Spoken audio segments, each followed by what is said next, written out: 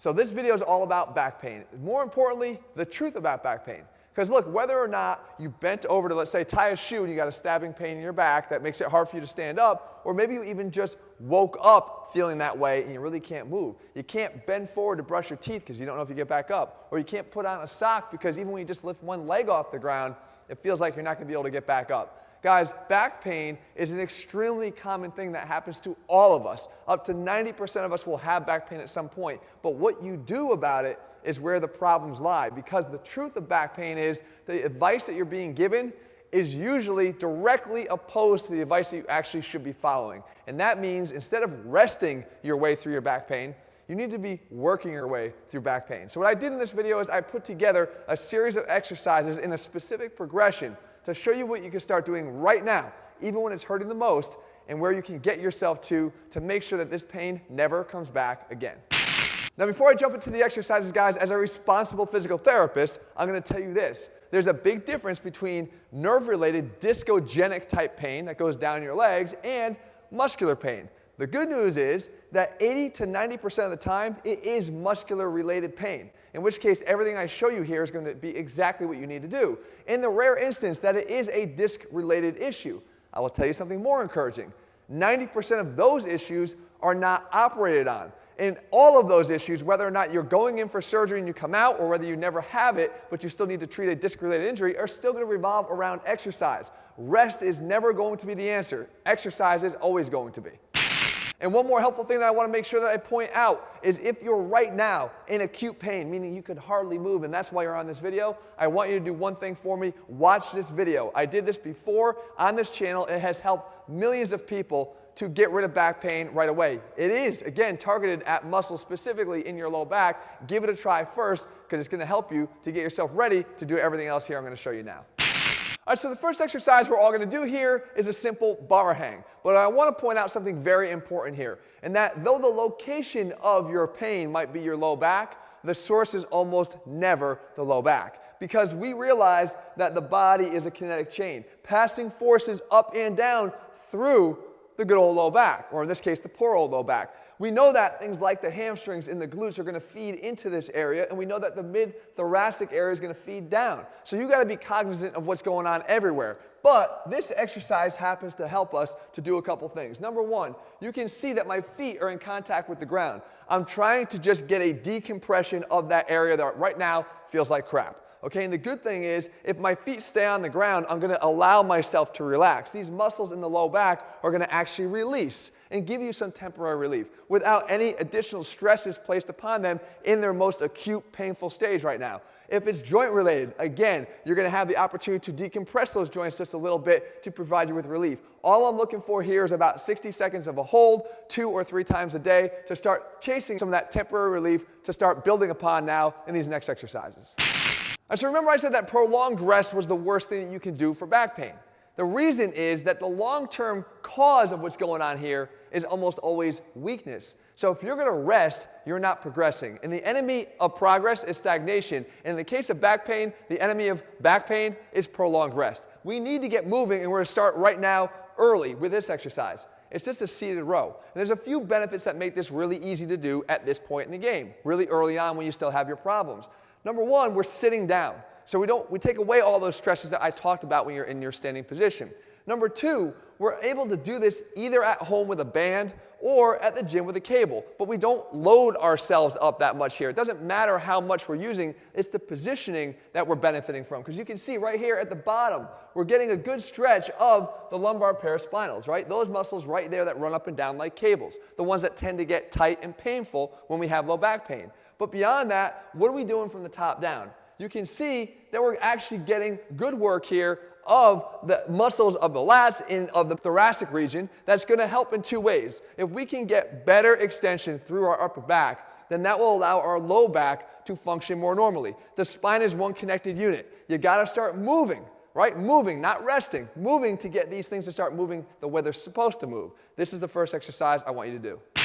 All right, so the next exercise is called the reverse hyper. What's happening here that's a step up from where you just were is that now we got to involve those glutes. Ultimately, Your key to long-term freedom from back pain ever happening again is going to be strengthening the glutes, working that kinetic chain from the bottom up. And you can see that all you have to do is support yourself on the edge of either a bed or a bench, and the key is getting above parallel, right? Because we want to make sure that glutes are driving hip extension, getting your hips up past parallel to the ground. And to ensure that, we got to lift them as high as we possibly can. Now, how does this work the low back? Well, it's feeding into the low back, but it's driving the movement from the glutes up here. So we're going to use this first as a transition to the next exercise, which is actually going to start driving the same thing, but from the top down, realizing that the focus on the low back first is going to be a little bit more intense. So for you to start, I want to make sure that you're learning how to drive through the glutes first and then into the low back.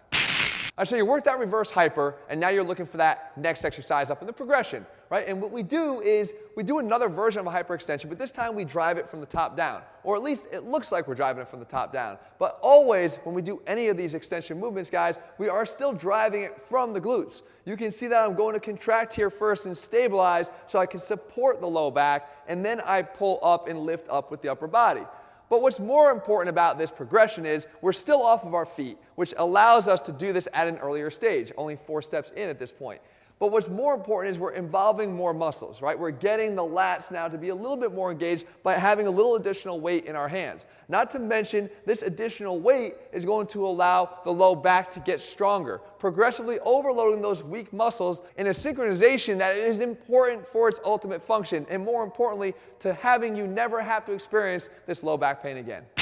All right, so by this point now, your back is probably feeling better, but where do we take it from there? Because remember, it's not just about feeling okay or not painful. It's about feeling strong and to make sure this never returns again. So we got to get on our feet. I mentioned the last time, when we get on our feet here, that's when things start to get serious because we activate that kinetic chain. The forces that start all the way down here at our feet are going to be transferred all the way up through those hips into the low back, and I got to make sure that your back is able to handle it. This pull-through exercise is where we like to start. And the key here is this. Not only is it reinforcing and teaching you how to properly hinge for good hip mechanics that feed low back mechanics, but more importantly, it's getting those hamstrings, glutes, and low back to work together, as you can see here, in one shot. Glutes, hamstrings, low back, all firing at the right time in the right sequence and able to handle heavier loads because this exercise provides us the opportunity to do that.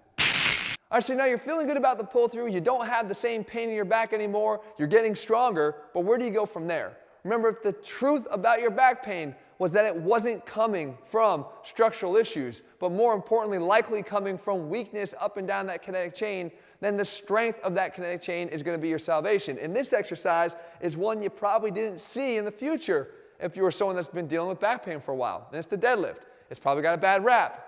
It's actually the exercise you need to do if you have a bad back, but done after you built that foundation and that base up, because what it does is it reinforces the same thing we've just been working on here through the pull-through, right? It's letting the glutes be the main driver of hip extension, feeding that kinetic chain, and more importantly, the low back muscles from the ground up. At the same time, you can see that at the top here, it's not just all about the lower half, right? It's all about the ability of all the muscles of your back to contribute to what's ultimately happening here and being born by the low back, right? Working that kinetic chain from the top down and working it from the bottom up. The fact is, because you can overload this exercise to the next level and reinforce all the things we've been working towards, it's the perfect next step for you to get over this back pain and to build the strength necessary to make sure it never comes back again. All right, and last but not least, we have the barbell row. And you might be thinking, why is this above a deadlift? How is this more difficult or more demanding on your low back? It's all about the positioning of your body. And we've been talking about how important it is to support your low back first and foremost with your glutes. And what the glutes are doing here is, while they are contributing, they're really contributing in a more isometric way. They're not driving this movement. You can see that they are getting in position there and staying locked in that position. Not to mention the fact that what that does is it shifts the demands onto the low back more significantly to hold and lock yourself into place. Anybody that's ever done this exercise knows that you have to have a good strong back to maintain the proper posture.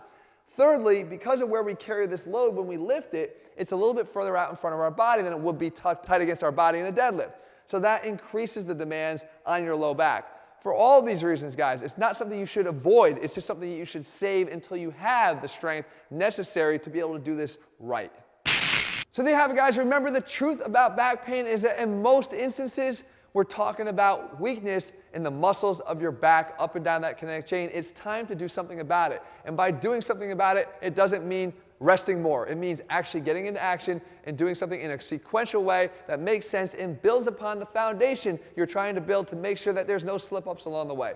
If you're looking for a program, guys, where we make sure that all of our exercises are selected in a way to support the proper sequencing of them, they're all available over at ATHLEAN-X.com. If you found the video helpful, leave your comments and thumbs up below. Let me know what I'm going to cover. I'll do my best to do that for you in the days and weeks ahead. And if you haven't done it already, guys, make sure you click subscribe and turn on notifications so you never miss a new video when we put one out. All right, guys, see you soon.